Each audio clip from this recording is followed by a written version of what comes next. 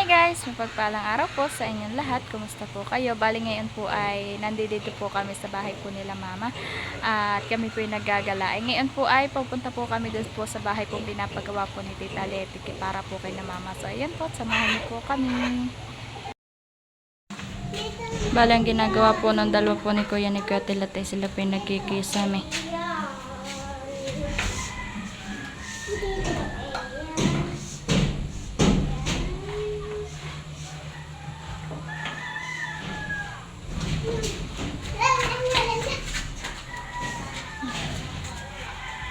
Ito naman po si Oren. Naglalaro.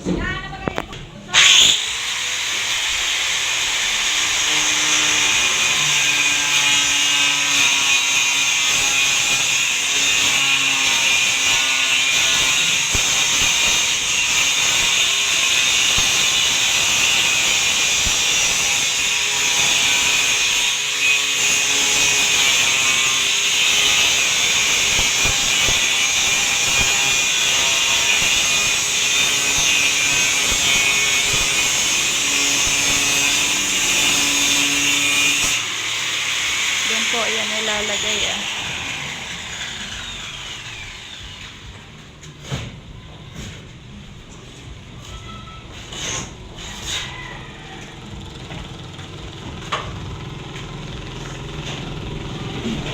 Binawasan lang po pala.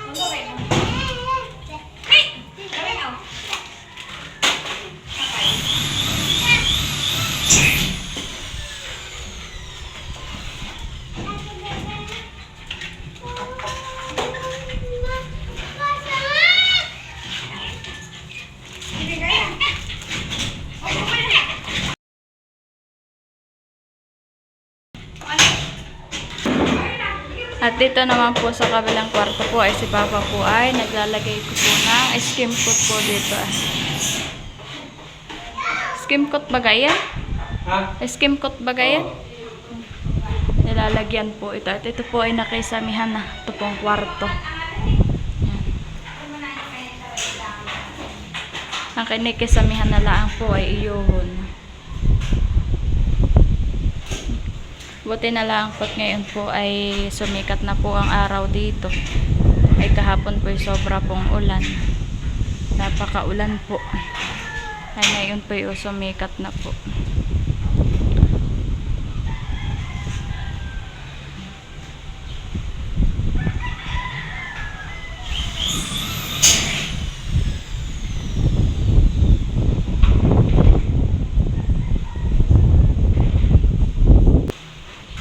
Ito na po ulit si Papa at kumuha na po ulit.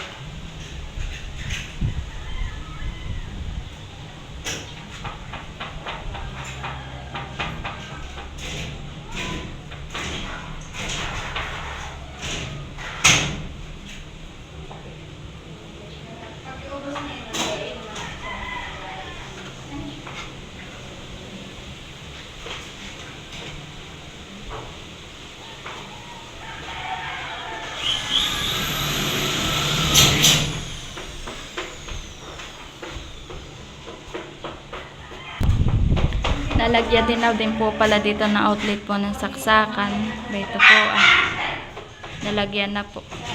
Tapos nalagyan din po pala rito ng mga pindutan ng para po sa ilaw. Ito po po nasinlaang po at gawa po ng mayroon pa po ng mga ginagawa pong semento.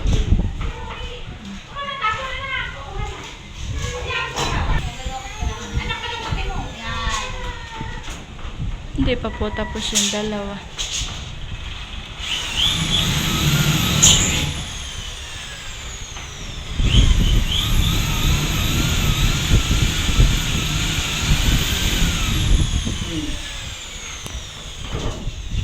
Ayan po yung dalawa ni Leticia ni Erin. Tisha, pahingi. Tisha. Hingi ako, hingi. Hingi ako, hingi. Ay, thank you. Ay, kuhanin mo na, kuhanin mo na. Binigyan po ako. Kakain po sila ng tinapay. Hi. Hi. May lagay na din po palang ganito po. Box po ng kuryente. Nakalagay na din po pala. Kaya po pala 6 volts lang po yung ilaw. Inilagay po Yan. Lahat po pala may mga saksakan na siyang lagay. Ayan.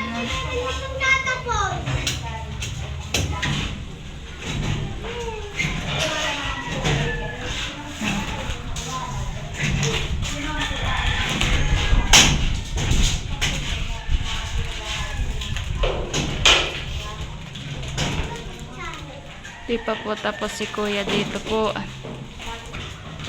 Dito naman po ang ginagawa po ni Kuya Tilatay. Nagkukuhan pa po sila na yung pangkaisami po. Si Papa naman po iba yun.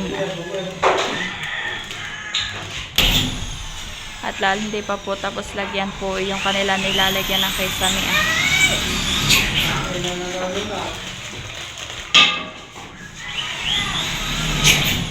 Sinusukatan lang po ni Kuya Tilatay.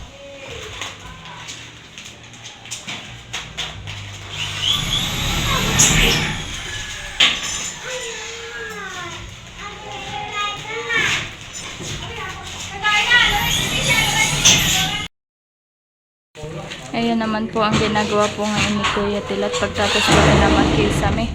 Ito pong bambay po Tapos po naikabit na din po pala nila yung ilaw.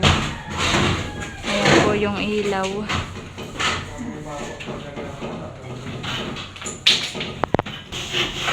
Ito po yung nilalagay po doon sa gilid.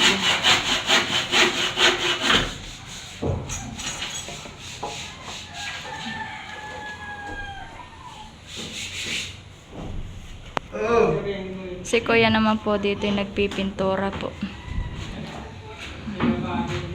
Naikabit na din po pala yung ilaw.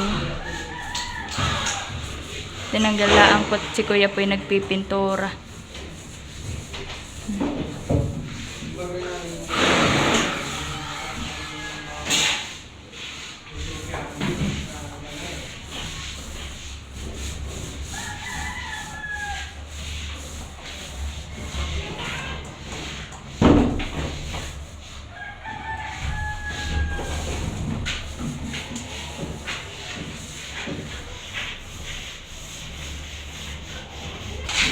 Hindi pa po tapos doon si Katilat.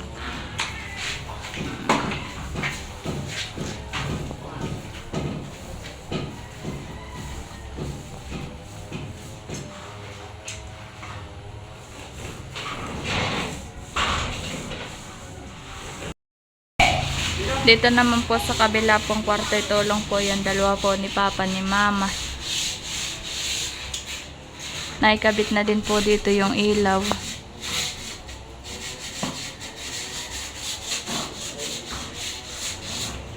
Pinapakinis lang po.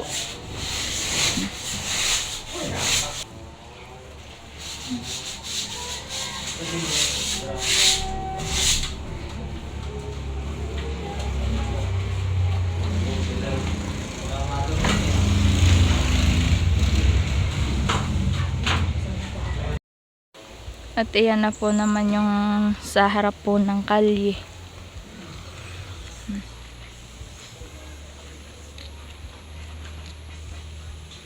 May pintura na din po yung bayon po sa taas.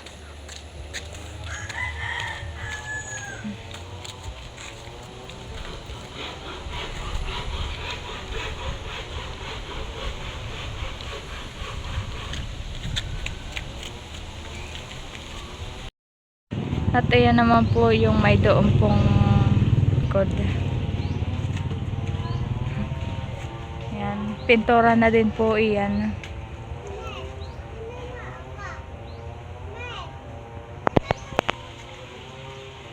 Ang hindi na lang po pala po pintura ay yung gilid po. Doon po sa kabila po, tapos po yung harap na kaunti.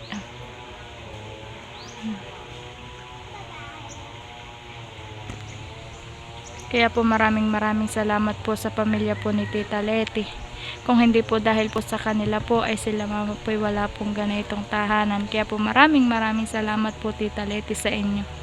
More blessing po sa inyong pamilya at God bless po. Ingat po kayo lagi sa inyong trabaho. Patnubayan po kayo ng ating mahal na Panginoon.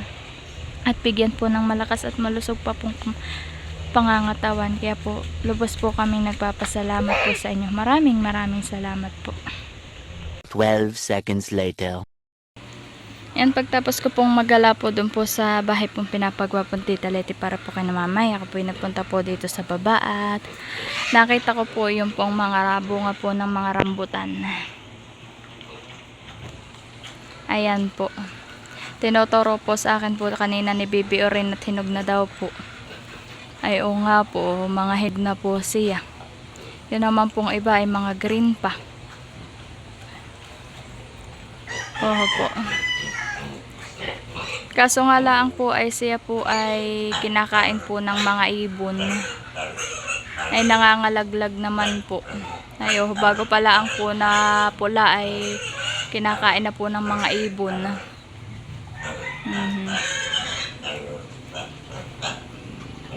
Hinog na po. Tapos ngayon naman po ang panahon po ngayon ito po o naambon po. Naulan-ulan po. Naulan-ulan po ng mahina tapos po titigil po maya-maya po malakas-lakas naman po ang ulan. Buti pa po itong kay mamang tanim pong talong na ito to may mga bunga pa po, magaganda pa. Naulan po dito. Naambon. Tapos po yung pong kanya mga sili, madami pa rin pong bunga hanggang ngayon.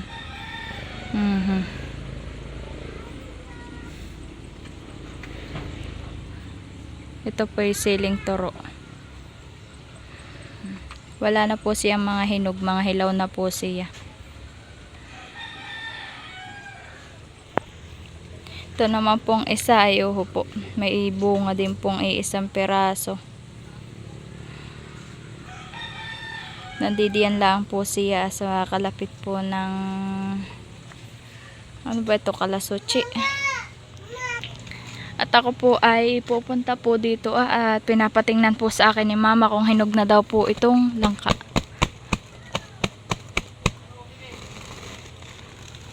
Po, pwede pong ganayonin po, pwede pong amuyin. Pag po ang amoy po nito mabango na, ito po hinog na.